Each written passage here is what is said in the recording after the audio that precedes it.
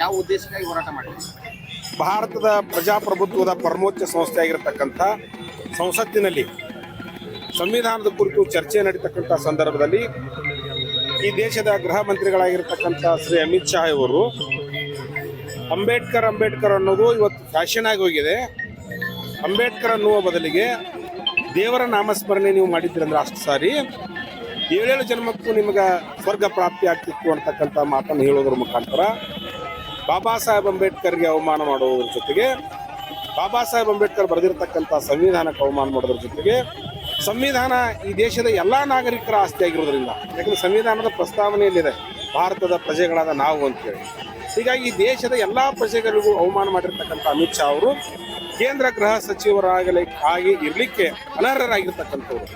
ಇವರನ್ನ ಸಚಿವ ಸ್ಥಾನದಿಂದ ವಜಾ ಮಾಡಬೇಕು ಅಂತೇಳಿ ಗೌರವಾನ್ವಿತ ರಾಷ್ಟ್ರಪತಿಯವರಿಗೆ ಇವತ್ತು ರಸ್ತೆ ತಡೆ ಮಾಡುವುದರ ಮೂಲಕ, ಮಾನವ ಸರಪಳಿ ನಿರ್ಮಾಣ ಮಾಡುವುದರ ಮೂಲಕ ನಾವು ಮಾನ್ಯ ತಹಶೀಲ್ದಾರ್ ಮೂಲಕ ಮನವಿಯನ್ನು ಕಳಿಸಿದ್ದೀವಿ. ಜೊತೆಗೆ ಅಮಿತ್ ಶಾ ಅವರು ತಮ್ಮ ತಪ್ಪನ್ನು ಒಪ್ಪಿಕೊಂಡು ಈ ದೇಶದ ಜನತೆಯ ಕ್ಷಮಾಪಣೆಯನ್ನು ಕೇಳ್ಕೋಬೇಕು ಅಂತೇಳಿ ಈ ಸಂದರ್ಭದಲ್ಲಿ ನಾವು ಆಗ್ರಹ ಮಾಡ್ತೀವಿ.